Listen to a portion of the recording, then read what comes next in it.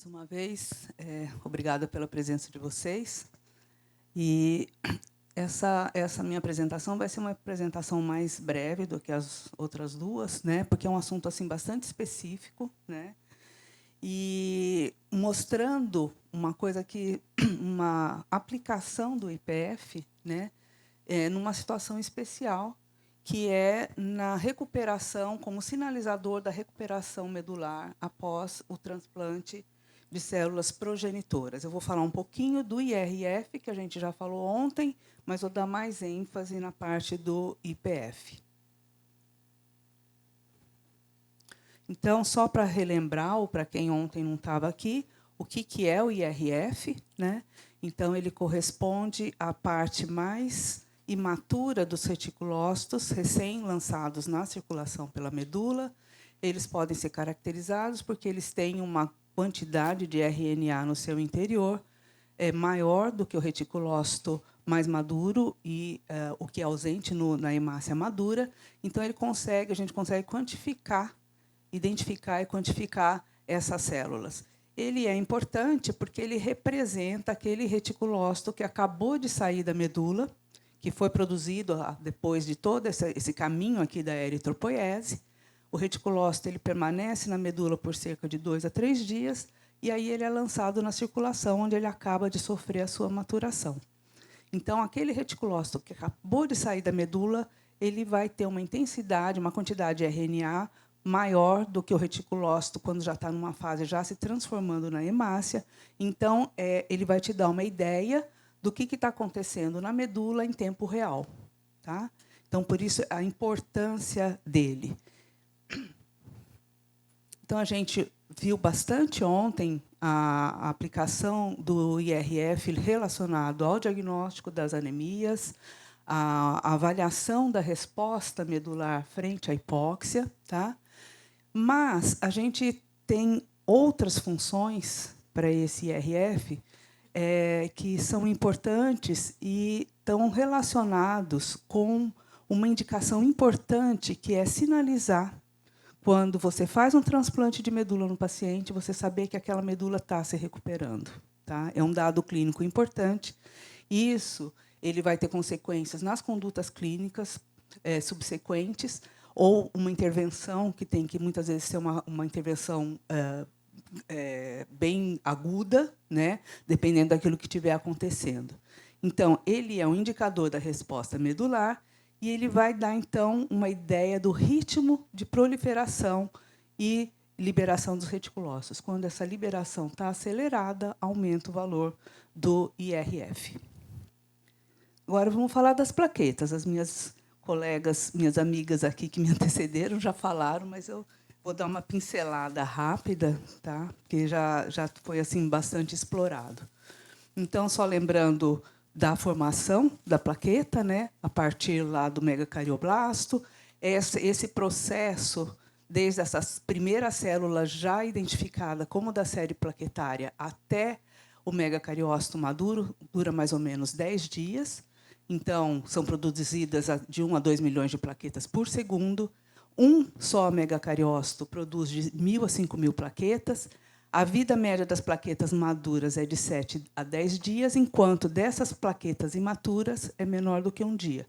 Ou seja, a maturação dela é muito rápida quando ela já está na circulação. E, na trombocitopenia de origem periférica, a produção de plaquetas pode ser acelerada em até 10 vezes. Tá? Então, quando a medula está boa, está produzindo, a gente tem uma resposta medular que é dada justamente pelo aumento do IPF.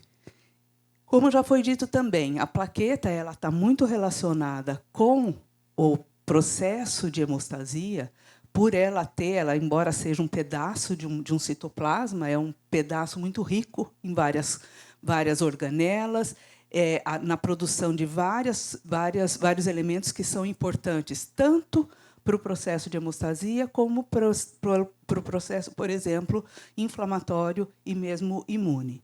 Então, além dela participar da manutenção da hemostasia, ela tem uma importante função na resposta inflamatória, porque ela vai modular a atividade dos neutrófilos no processo de fagocitose e no burst oxidativo, vai modular a atividade do endotélio na expressão de moléculas de adesão e quimiocinas e vai modular também a atividade dos linfócitos na resposta a patógenos. Então, elas aderem a leucócitos e facilitam o recrutamento dessas células para os locais lesados. E tem também uma participação importante na resposta imune. Então, a gente sabe que a plaqueta tem a capacidade fagocítica também, ela consegue capturar e sequestrar patógenos na circulação e também eliminar células infectadas. Então, é um pedacinho de célula que tem uma riqueza de organelas e de maquinário, né? E participação em muitos processos que a gente tem no nosso organismo. E o que são as plaquetas imaturas? As plaquetas imaturas elas vão corresponder aos reticulócitos. Tá? É a mesma coisa em relação à série vermelha, é a plaqueta imatura. E essa o último slide que a doutora Terezinha mostrou, que mostra os RAI, são os IRF. Né? Seria o correspondente do IRF da plaqueta, seriam essas plaquetas IPFs RAI, né, que eles chamaram.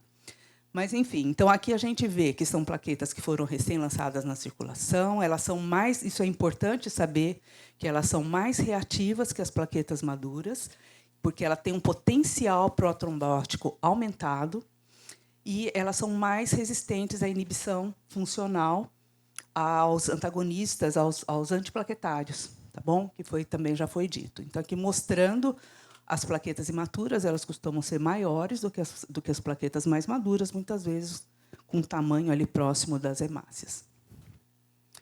Como ele é obtido, também já foi falado, eu não vou repetir.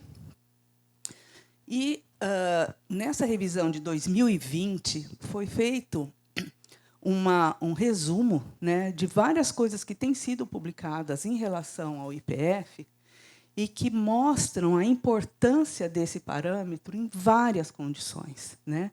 Então, a gente tem essa primeira parte, que seria o diagnóstico diferencial das trombocitopenias, que a doutora Terezinha explicou tão bem, mas vocês veem que o IPF está sendo avaliado em muitas situações, hematológicas e não hematológicas. Então, avaliação clínica das síndromes mielodisplásicas, monitoramento da pré-eclâmpsia, recuperação após transplante de medula, aumento de risco trombótico e trombocitoses, porque ela é uma célula mais ativa, então ela aumenta o risco trombótico. Avaliação de risco em doenças cardiovasculares, tem vários trabalhos já mostrando a participação da plaqueta nesses pacientes que sofreram infartos ou pacientes com angina. Quando eles têm o IPF mais aumentado, é sinal de maior gravidade, de pior prognóstico. Resposta às drogas, a gente já falou, diagnóstico precoce de doenças infecciosas, predição de sepse em pacientes críticos, e aqui eu acrescentei nessa lista o indicador da necessidade de transfusão. Então, para vocês verem a importância desse parâmetro, principalmente relacionado como um preditor de gravidade da doença, morbidade e mortalidade. Porque a plaqueta realmente ela vai atuar em vários sistemas, principalmente naqueles relacionados com processos inflamatórios. Então, falando mais especificamente sobre o IPF, o IRF e o transplante de células progenitoras. Eu não sei quanto que vocês estão familiarizados com o assunto de transplante. Eu fiz um resumo assim bem breve, né, só para situar aonde que entra o IPF dentro do processo de transplante. Então, o que é o transplante de células tronco, ou stem cells, ou células progenitoras? Ele envolve a eliminação dos sistemas hematopoético e imune do paciente. Então, o paciente primeiro faz uma quimio-radioterapia, aquilo que a gente chama, ele queima a medula, né? Então, ele fica com a medula zerada, certo? Então, paciente de altíssimo risco, né? Isso aqui tem que ser feito tudo com muito cuidado. E aí você vai substituir por células progenitoras sãs, tá? Que podem ser do próprio indivíduo ou pode ser de um outro indivíduo. Aí são os vários tipos de transplante. Onde que a gente tem a indicação desse transplante? Em várias hemopatias, principalmente nas leucemias agudas e crônicas, mielodisplasia, mieloma múltiplo, linfomas, anemia plástica, mas também em doenças herdadas, como a talassemia major, anemia falciforme, imunodeficiências, erros inatos do metabolismo. Então, já tem vários trabalhos onde é feito o transplante em pacientes com as hemoglobinopatias, tá certo? Então, qual que é o sentido? Olha, eu vou substituir uma coisa, um mecanismo que não está funcionando, que tem algum tipo de defeito, por células boas, células sãs que vão repopular aquela medula. Então, é esse o objetivo da coisa. Então, são basicamente 2 tipos de transplante que a gente tem. A gente tem o alogênico ou o singênico, que é de um doador compatível, ou, às vezes, de um irmão gêmeo, né, que seria o ideal, que vai ter não vai ter rejeição daquele transplante. E o autólogo, que é o paciente vai receber as próprias células. E como que é feito isso? De uma maneira assim, bem simplificada. No caso do transplante alogênico, é aquilo que eu falei. Ele vai primeiro ser irradiado e também usar quimioterapia. E aí, então, ele vai receber as células do doador, que vão ser injetadas nele e vão repopular a medula. No caso do autólogo, o que é feito?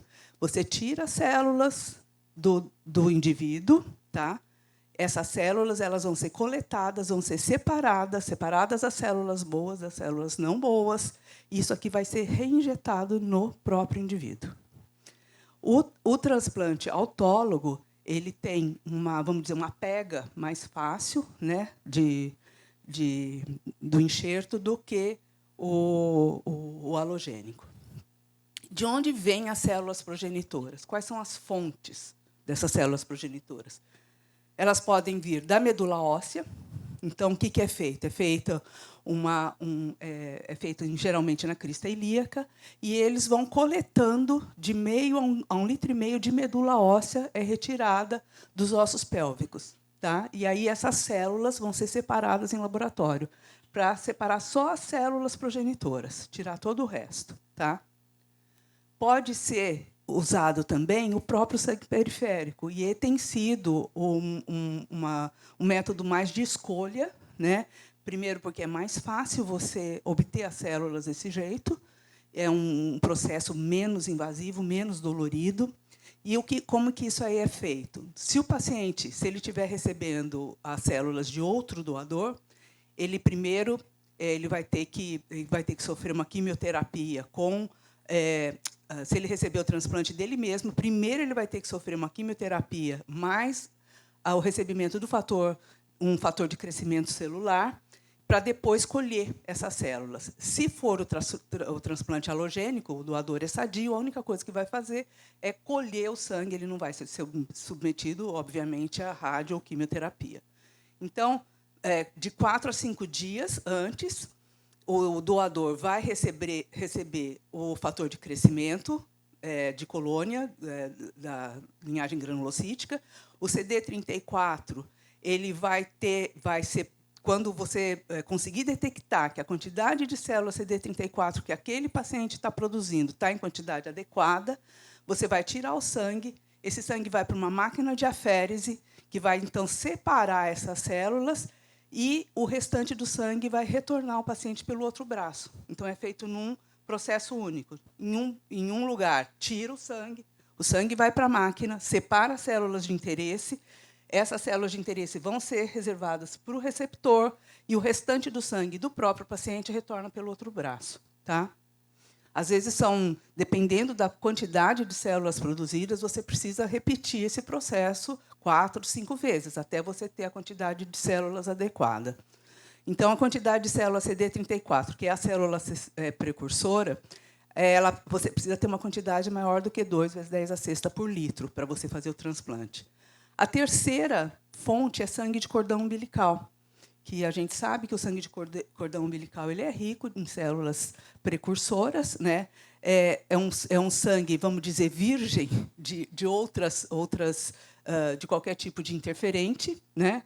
A única coisa é que você tem que tirar as células T desse material, porque senão essas células T vão causar, vão trabalhar contra as células do receptor. Então, as etapas do procedimento do transplante. Então, primeiro se coleta as células a serem transplantadas, ou da medula, ou do sangue periférico, ou sangue do cordão. Aí você tem um processo de condicionamento do paciente que vai receber aquilo. O que é isso? É uma quimioterapia e radioterapia que vai destruir as células do tumor, tá? E suprimir o sistema imune, porque senão, se o sistema imune não for inibido, as células do paciente vão ser contra as células que estão sendo recebidas, tá? E vai inviabilizar o enxerto. Então, você vai zerar essa medula para que ela possa receber novas células. E aí, então, é feita a infusão das células progenitoras, tá? Ou do próprio paciente, ou do transplante halogênico, ou do cordão umbilical. E depois do transplante, aí entra a fase de enxerto, ou pega, né, como o pessoal fala. Que você tem, primeiro, de 1 a 3 semanas de pancitopenia severa, até que essa medula comece a responder. Esse processo é crucial, porque o paciente ele é um paciente imunodeprimido, ele não está produzindo nada, tá? Ele não tem hemácia, ele não tem plaqueta, então é um paciente de altíssimo risco. Então, essas primeiras semanas são cruciais, até que você começa a ver que o transplante teve sucesso, começa a produzir células. E como que isso aí normalmente é sinalizado? Você começa a ver o aparecimento de neutrófilos e monócitos, e depois de plaquetas, e aí começa a ver a reticulocitose. Então, você vê que a medula voltou a produzir, está respondendo. Quando você faz a mobilização de células periféricas, a pega é mais rápida do que quando você faz de células da medula óssea. Por isso que tem sido preferível, né, esse método. E qual que é a importância do monitoramento pós-transplante? Você tem que monitorar se o enxerto pegou, tá? Se então está havendo recuperação hematopoética. Você tem que identificar infecções oportunistas e falência de órgãos, porque a gente sabe que existe uma correlação inversa entre o tempo de enxertia e o acometimento por essas infecções. Então, quanto mais tempo demora para haver a pega do transplante, mais a possibilidade daquele paciente ter uma infecção associada ou uma falência de órgãos. E detectar em tempo real se tiver alterações da eritropoese. Por exemplo, se esse paciente tiver uma infecção pelo parvovírus B19, que ele tem um tropismo para células progenitoras eritroides, esse paciente ele não vai produzir hemácia. Então, você tem que identificar isso rapidamente para você poder intervir. E também para diagnosticar precocemente ou predizer a falência do enxerto, que aí você pode mudar algum tipo de conduta. Então, é aquele paciente que você espera a recuperação celular, medular, aquilo não acontece. Então, muitas vezes, você tem que reavaliar a conduta e ver aquilo que vai ser feito. Ou você vai fazer uma nova infusão, ou você vai ter que dar mais drogas estimulantes de crescimento celular, ou você tem que intensificar as medidas preventivas. Então, isso aqui são todas ações que são muito rápidas, têm que ser sinalizadas rapidamente. Então, de acordo com o Centro Internacional de Pesquisa em Transplante de Medula, o reconhecimento para você dizer, olha, esse enxerto foi bem sucedido. Como é que você percebe isso em termos laboratoriais? Eles falam que aquele enxerto foi bem sucedido quando eu tenho plaquetas maior do que 20.000 por 3 dias consecutivos, independente de transfusão. Ou se eu tenho mais do que 500 neutrófilos por 3 dias consecutivos. Então, você vai acompanhando o paciente, fazendo o hemograma dele todo dia. Aí, quando ele começa a subir a plaqueta, se no dia seguinte, no outro dia, aquilo continuar subindo, pô, deu certo, pegou, né? Como o pessoal fala. Então, é um momento muito importante, né? Porque Paciente que demora muito para recuperar, assim, muitas vezes o enxerto ele não acontece.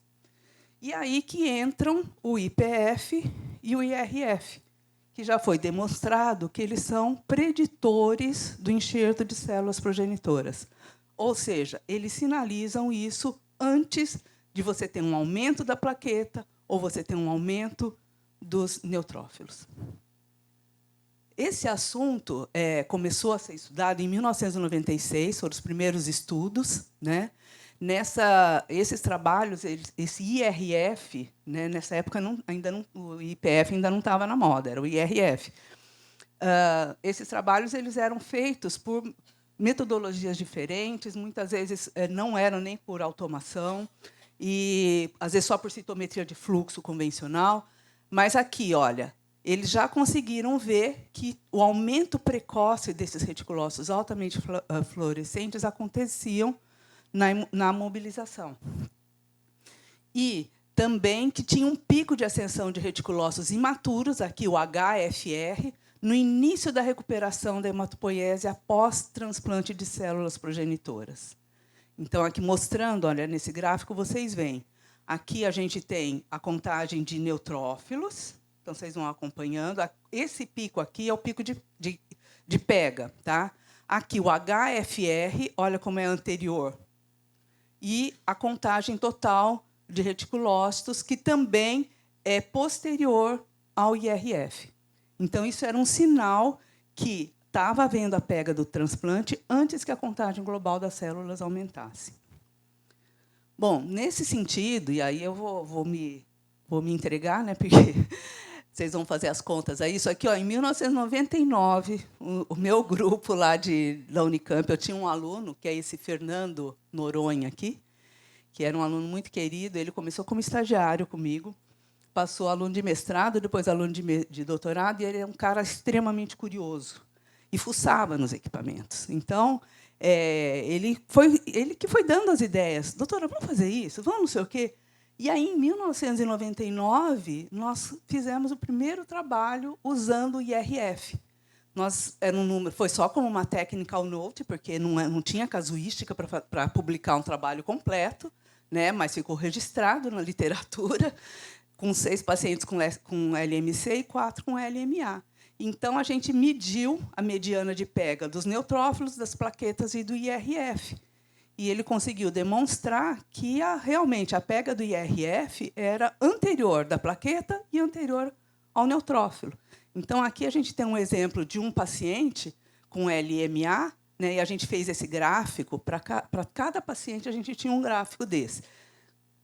E, curioso, né? Não tinha essas ferramentas que hoje tem, não. Isso aí era tudo manual, viu, gente? Agora, vocês pegam o computador, faz gráfico até...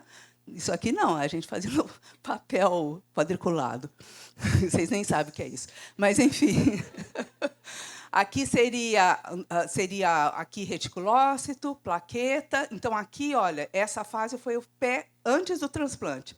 O dia 0, quando o paciente recebeu o transplante, e depois da recuperação deles. E vocês veem que a curva do IRF ela começa a aumentar muito antes do que as plaquetas e os próprios neutrófilos, tá?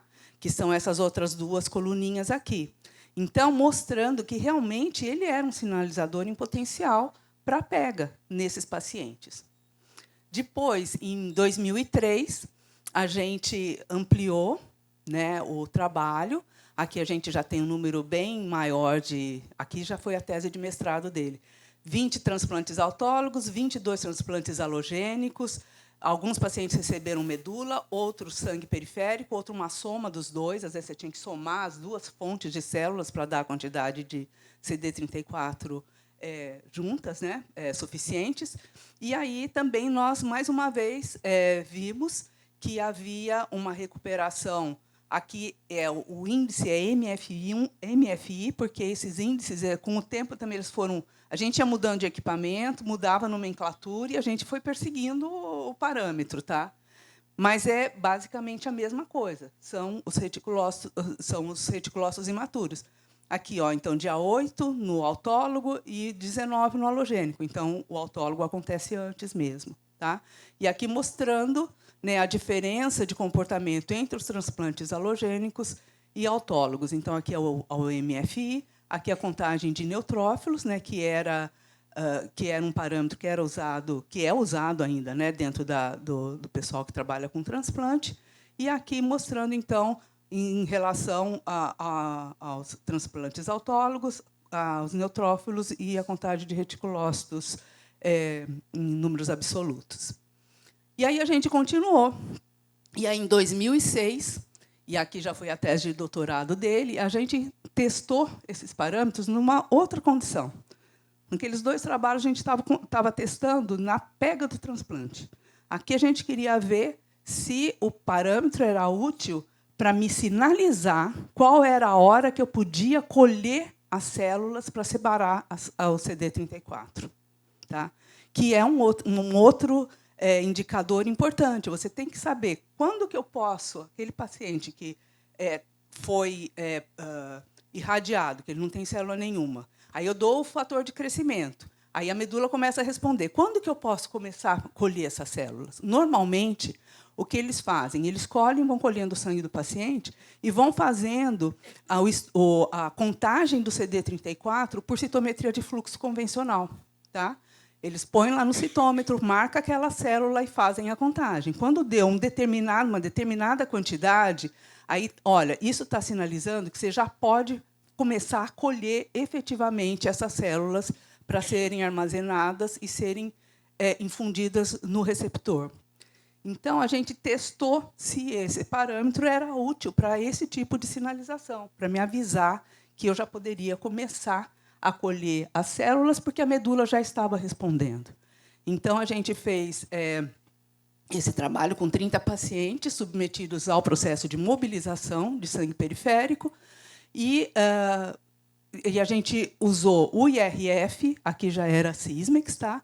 IRF, e a gente usou um outro parâmetro que, infelizmente, eles tiraram, que era o HPC, que eram as células precursoras. Tá? Não tem mais, né, Cláudia? Hã? Não, é só na Europa que tem esse negócio.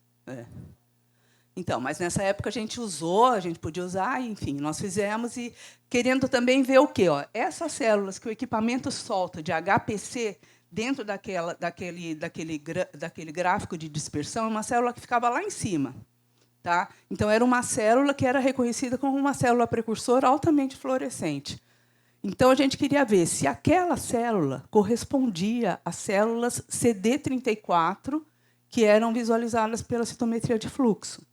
Então, nós fizemos os parâmetros que foram estudados, a contagem de leucócitos, o IRF, o HPC, e cruzando isso com as contagens do CD34. E o que a gente observou? Que o dia de recuperação do IRF ele antecedia tanto as células dos leucócitos como o CD34 e o HPC, que vocês veem aqui, ó, que a mediana de recuperação dos dois era muito próximo, tá? Então, a gente falou, olha, então esse parâmetro ele pode ser usado para isso também. Não só para ver a pega do transplante, mas o momento que eu posso começar a colher o material daquele paciente para ser do doador, né, para ser infundido no receptor. E aqui mostrando então um paciente com mieloma múltiplo, que durante o processo de mobilização, vocês veem que ele começa aqui, ó, aqui ele recebe aquela alta carga, né, de quimioterápicos, né, e aí ele zera tudo e depois começa a produzir. E aí vocês veem que aqui, olha, o IRF, que é esse enquadradinho, ele começou a subir antes dos outros parâmetros. E aí, em 2020, vocês veem, isso aí foi 2006. Em 2020 foi publicado um trabalho muito parecido. Então, vocês veem que a coisa continuou, né, sendo pesquisada. E eles mostraram a mesma coisa. Então, usando aqui o IRF, mostrando que ele tinha uma sensibilidade, uma especificidade boas para você fazer essa sinalização, né, do tempo ótimo para a coleta do número mínimo de stem cell para transplante autólogo.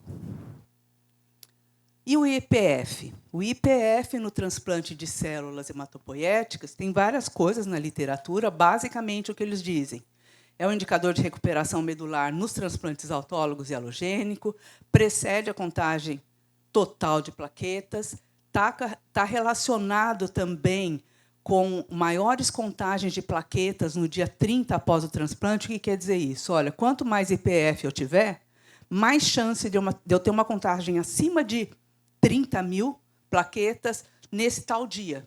Quer dizer o quê? A minha recuperação plaquetária vai ser melhor quanto maior eu tiver o IPF, em termos numéricos, né? Ele tem melhor desempenho nos condicionamentos não ablativos, né? Aí são tipos de condicionamentos, tem o ablativo e o não ablativo. O ablativo é mais agressivo, né? Então, é lógico que o IPF vai ter um melhor desempenho no condicionamento não ablativo. E ele precede, nos transplantes autólogos, precede a elevação daquilo que a gente vê nos transplantes halogênicos. E aí eu vou citar alguns trabalhos para mostrar para vocês aquilo mais ou menos o que tem sido colocado na literatura. Esse trabalho é de 2014, que eles estavam querendo estabelecer um valor de cutoff para o IPF, como indicativo da recuperação trombótica. Dentro de 2 dias, querendo dizer, olha, a partir desse valor, daqui 2 dias eu tenho a recuperação da medula. Tá? Então, eles conseguiram. E qual era o objetivo disso? Basicamente, era reduzir o número de transfusões profiláticas, que é o mesmo processo, que é o mesmo pensamento que a gente tem em relação às transfusões plaquetárias convencionais, né? Se o meu paciente está com trombocitopenia e eu quero evitar de fazer uma transfusão desnecessária, eu posso ver isso através do IPF. Se ele tiver trombocitopênico, mais com o IPF aumentado, eu sei que a medula está produzindo e que eu posso esperar para fazer a transfusão. Então, aqui ele estudou pacientes oncohematológicos também submetidos a transplante autólogo. Ele conseguiu determinar a mediana, né, de recuperação das plaquetas, que foi de 13 dias, e mostrou também que o IPF precedia o aumento das plaquetas numa mediana de 3 dias. E o melhor cutoff que ele observou foi de 5,3%. Então, tem vários trabalhos, sempre assim, tentando ver como que eu vou usar isso na prática, né? Porque uma coisa é você fazer uma pesquisa, outra coisa é assim, na prática, como é que isso aí vai funcionar? Então, aqui, eles também fizeram a mesma coisa e aqui o IPF que eles consideraram foi maior do que 3%. Você vê, muito menor do que o outro, do trabalho anterior, né? E mesma coisa, esse IPF também tinha uma diferença de acordo com o tipo de transplante, sempre melhor nos pacientes com transplante de células periféricas. Tá? Então, aqui mostrando os gráficos, ilustrando, então, né, e aqui eles fizeram duas avaliações, o IPF em número absoluto e o IPF em número relativo. Parece que o IPF em número absoluto é melhor ainda do que em número relativo. Aqui também, como preditor, aqui eles usaram tanto o IRF como o IPF, né, para fazer esse estudo, e eles fizeram 46 pacientes. E o que, às vezes, dificulta muito a gente analisar esses resultados é que os critérios usados para determinar a pega variam muito de um estudo para outro. Então, fica difícil você estabelecer um protocolo, porque cada trabalho usa aquilo de maneira diferente. Então, a gente espera que, com mais estudos, se possa chegar a uma coisa mais homogênea, né? Então, aqui eles pegaram primeiro e terceiro dias acima de 500 neutrófilos. Aqui eles usaram aquilo que os protocolos orientam, mas nem sempre é assim. E aí eles viram também que tanto o IRF como o IPF eles antecederam os neutrófilos e as plaquetas, sendo um melhor desempenho nos condicionamentos não ablativos. É a mesma coisa esse aqui com transplantes halogênicos, E eles observaram que o IPF, em números absolutos, ele tinha um aumento mais duradouro durante a recuperação. Então, não esquecer de usar o IPF em números absolutos também nessa avaliação. E eu quero citar esse trabalho porque vocês veem que o pessoal do Rio Grande do Sul é forte, né? Eles produzem. Eu adoro trabalhar com o pessoal de Porto Alegre, porque é um pessoal engajado. E esse pessoal também é do Rio Grande do Sul, só que é do HC, né? E eles fizeram esse trabalho, é um trabalho que tem muita citação, é muito bem feito o trabalho, sabe? Muito regulado, muito bonitinho. É da Mariela, do Morques, né? Então, eles usaram esses parâmetros como indicativos de transplante, estudaram 44 pacientes, 24 de transplante autólogo e outro alogênico, todos com células de mobilização, e eles observaram que 38 dos 44 pacientes tinham um IRF maior do que 12% antes do aumento dos neutrófilos, e aqui, em 37 de 41, um IPF maior do que 6% antes do aumento das plaquetas. Aí eles usaram vários valores de corte para ver como que isso ia funcionar. E aqui, então, o resumo do trabalho deles, né, dos resultados que eles obtiveram, viram que realmente tinha uma diferença. Aqui é o dia de pega, ó, neutrófilos, plaquetas e IRF maior que 12, maior que 10 e maior que 6. Independente aqui do valor, vocês veem que é anterior à pega dos neutrófilos e das plaquetas, com uma diferença estatisticamente significativa. Mostrando aqui os gráficos, né, eles colocaram alguns exemplos, o IRF, aqui em relação ao número de neutrófilos, aqui em respeito aos transplantes autólogos. Aqui, o IPF em relação à contagem de plaquetas. Então, vocês veem que o aumento do IPF ele precede o aumento das plaquetas. Aqui, nos transplantes halogênicos, vocês veem que a pega é mais tardia, mas também é precedida pelo IRF e pelo IPF em relação aos outros parâmetros convencionais. Quais que são, então, as limitações na análise desses estudos? Primeiro, que esses diferentes valores de cutoff. A gente não tem um valor que a gente possa dizer, é isso, a partir disso eu sei que eu não preciso intervir porque essa medula vai recuperar. Tem também, nos estudos, diferenças nos regimes de condicionamento. Isso vai fazer diferença, tá? Até que ponto que aquela medula vai estar totalmente, né, num processo ablativo ou não ablativo, totalmente queimada, como a gente fala. Diferentes métodos e equipamentos utilizados, isso é outra coisa, né? Plaquetas, elas podem, é uma coisa que é questionada, se esses pacientes, muitas, quase que, posso dizer sempre, acabam recebendo transfusão de plaqueta durante o processo antes da recuperação. Até que ponto a transfusão de plaquetas vai interferir nos valores do IPF? Tem trabalhos que dizem que não interferem, tem trabalhos que dizem que interferem, então não é uma coisa que está bem estabelecida.